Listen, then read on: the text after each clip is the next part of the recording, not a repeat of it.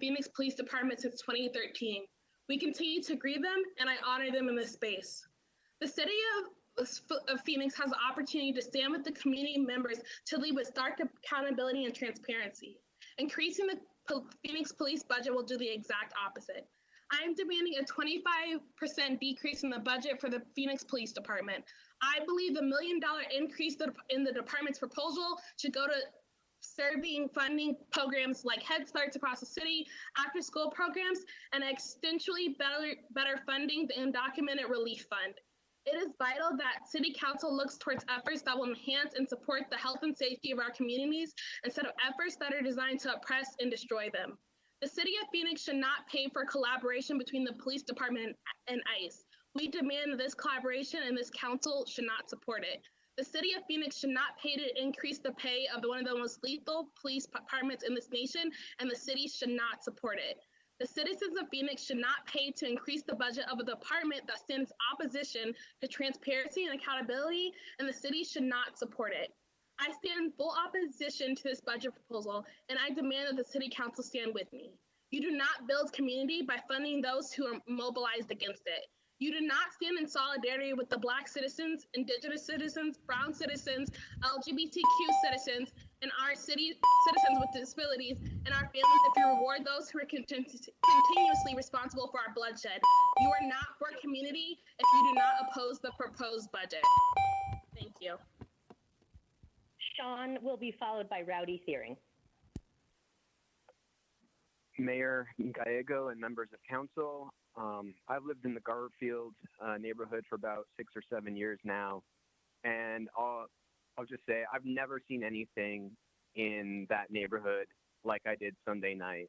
Police, the Phoenix PD, pushed protesters into the neighborhood with incredibly violent and aggressive tactics. They arrested bystanders who were on their own property recording violently, aggressively. This has happened multiple times, so I'm sure, multiple lawsuits will come out of this. So again, it's just the mentality of the Phoenix police, and I think everybody's really tired of it. Particularly, again, Garfield is a predominantly and historically brown and Black community. So these things don't happen by accident. And by the way, there are still cartridges all over. It looks like an absolute war zone. They don't even clean everything up after they destroy the neighborhood. So this is really sickening. I was at the protest last night with a few other people on skateboards trying to block off roads for the protest. And a cop in his cruiser pulls up to a few of us and starts yelling at us, saying, "You guys are the problem, not us. You guys." This is their mentality. Okay. This is the problem. And again, this predominantly affects the Black and brown communities. And I just want to say right now, I really appreciate the Black and brown leaders who've really stood up and led this community, because, the peace that's come in this community is not from the police. The police leadership has been absent. Ed Zerker's leadership has been absent. Mayor Gallego, I really hope that you stand up for what's right here, because the police don't need any more funds. All right. So I would ask you to vote against this budget. Thank you. Thank you. Rowdy Searing, followed by Vidi Hernandez. Hello, can you hear me? Yes, we can. Okay, hello. I'm a citizen from the outskirts of Phoenix calling in today to ask that Phoenix greatly defunds their police force for the 2020-2021 proposed budget. I strongly oppose the proposed budget of nearly $945 million to Phoenix public safety. Public safety alone took up 34.3% of the total 2019-2020 budget, while community development took up only 8.1%, community enrichment took up 9.7%, and environmental services took up 15.7%. I would also like to add that Phoenix police are responsible for 11% of police killings from January 2013 through December 2019, with Mesa 8.1% and Tucson at 7.7%. All three cities being higher than both NYPD and LAPD, according to mappingpoliceviolence.org. Phoenix police, as well as police departments all across the nation, should not be using tear gas as a way to disperse crowds. I believe it is inhumane and vile. Tear gas is a chemical weapon that was banned from use in warfare in 1925 by the Geneva Protocol, and it should be banned from use by law enforcement. According to a study published by the University of California, San Francisco, the most severe injuries from tear gas occur in use by law enforcement and the intentional incapacitation of people. Phoenix PD believes they are protecting and serving when they fire upon unarmed protesters with tear gas and rubber bullets, when in fact they are doing the exact opposite. Phoenix police have shown time and time again that they do not care about Black people and other people of color. If the city of Phoenix had even an ounce of respect for their citizens, they would listen to the countless voices that are shouting Black Lives Matter and defund the police. These funds would be better spent in the community development and enrichment. You are funding murderers. You are funding criminals. I demand justice for Deion Johnson and others who have lost their lives to Phoenix police. Defund the police. Black Lives Matter. Thank you for your time. Thank you. Vidi Hernandez. This is Vidi Hernandez with Poder in Action. We are here to demand the defunding police department. It is ridiculous. It is fucking angering that there was even be a consideration that this money needs to come from the community, or that the community needs to privately fundraise.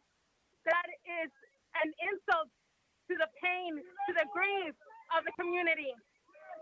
This money needs to come from the police department. That's the only place it can come from. So we want you all we want to hear, what do you have to say to the community? Over 2,500 people that made a comment online that you have not even acknowledged. To the over 600 people that are outside risking their lives in 109-degree weather. We want to know, Mayor Gallego, what are going to be your actions? No more what are your words or your listening. We want to know, what is your action? We want to know from every other council member, what is your action? We want to know where you stand. And we want to hear you say that you're going to reinvest and move money from the police department to fully fund civilian oversight, and to fully fund the things that actually make us safe, that actually make us healthy. That is the budget that we demand. That is the budget that we need. And with the national outcry and the city in outcry, this is the moment to act. We are going to be here. If you are not funding, we're asking and we're telling every single council member, we expect you to not take a vote on a budget that is 25% more, that is 25 million more than last year. We ask you all to stop funding this department, and we will be here June 17th to see how you vote. And we will be here to see what you do. We're going to come in and see your action on June 17th. But today we want to hear, where are you at? What are you going to do? How are you going to act? So tell us that. Defund police. Defund police. Defund police. Thank you. Gabby Garcia, followed by Marcus Reed.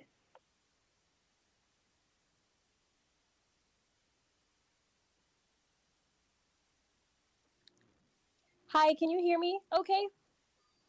Yes, we can.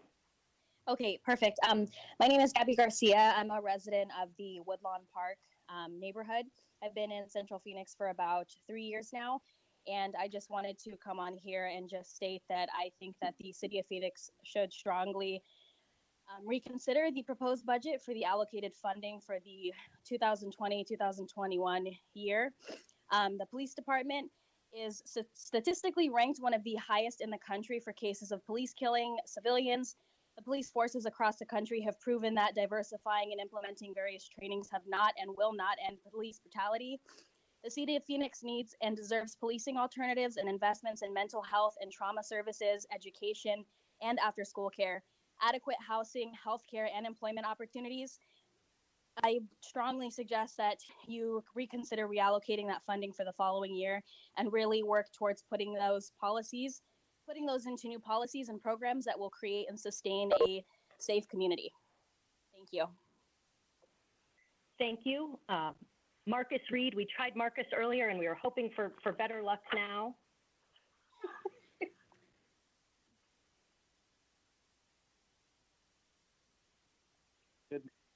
Hello, can you hear me this time?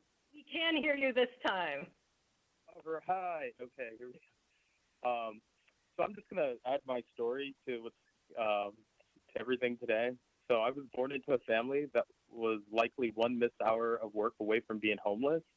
So there's no question. We go to work. We work hard. In fact, any thought of changing careers was off the table because it could distress the family element. I was born in this country, but I'm here to ask if I can be an American. I moved to Phoenix to finally get an education and pursue my dream to become a doctor. 2 nights ago, I was downtown coming home from work and made a turn down a street. I was relieved because it was full of our protectors as citizens. The police.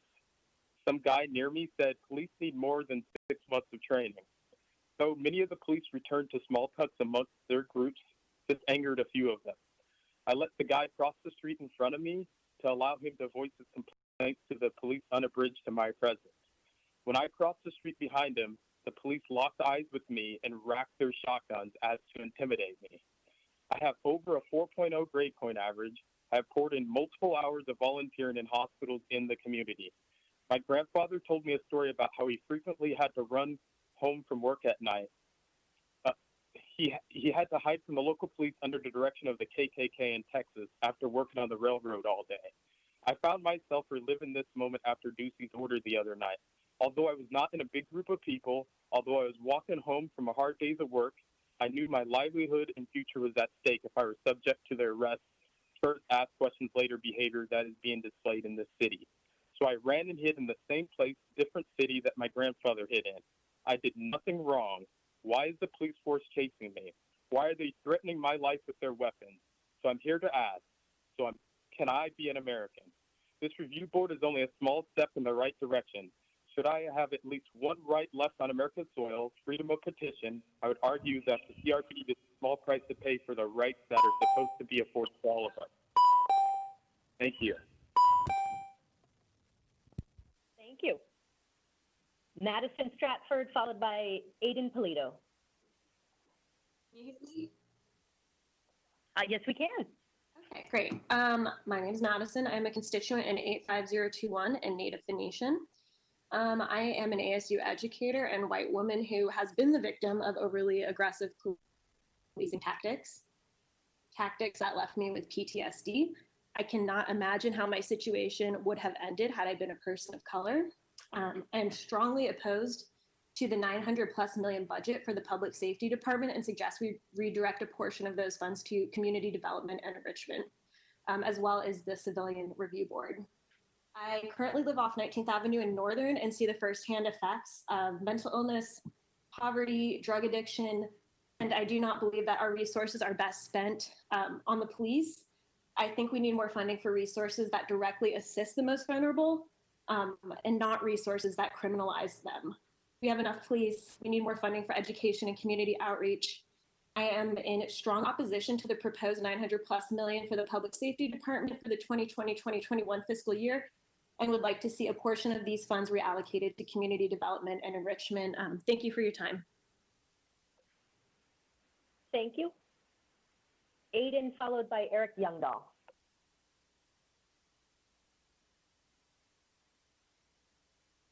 Hello. Hello, we can hear you. Thank you so much, Mayor and council members, to allow my voice and everyone outside to be heard. I hope you can agree we need to move humanity forward within our community to see the world progress. I ask you to redirect funds from Phoenix Police to programs that will actually heal, educate, and nourish our community. The city of Phoenix is statistically ranked highest in the county for cases of police killing civilians. The people of Phoenix deserve well-funded alternatives and investments in mental health, trauma services, education, after-school programs, adequate and affordable housing, healthcare, employment opportunities, as well as sustainability and environmental programs. And also the board that help with transparency and everything else. Thank you so much. Thank you for your testimony. Eric will be followed by David Portugal.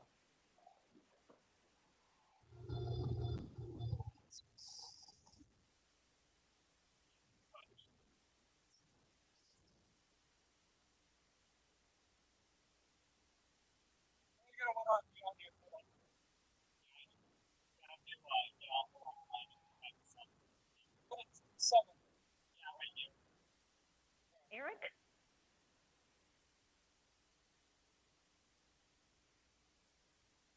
Do we have Eric with us?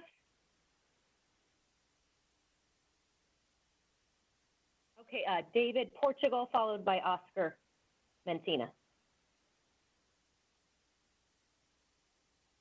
Can you hear me? This is David. Yes, we can. Yes, my name is David Portugal. I am a professional in the mental and behavioral health field. And I just wanted to kind of simplify a lot of what's been said today. At the end of the day, what we're talking about is either funding a reactive solution like the police or a proactive solution like mental health, education, nutritional services, substance abuse recovery programs. And at the end of the day, the council is making a decision on how they view the public. Do they see us as being past saving, that we can only benefit from reactive services, or are we worth the investment of proactive services? Excuse me. So at the end of the day, I want you to understand that's what we're talking about here. In mental and behavioral health, we understand there's a difference between treating symptoms and root causes. And the police are only treating symptoms, and social programs treat the root causes. So I understand a council member earlier expressed that they have concerns about crime, specifically in District 8, and I thank you for your concern, but we have multiple ways to address crime. And just know that your budgeting lets us know how you see us and how you value us as human beings. That is all. Thank you for your testimony. Oscar will be followed by AJ Torres.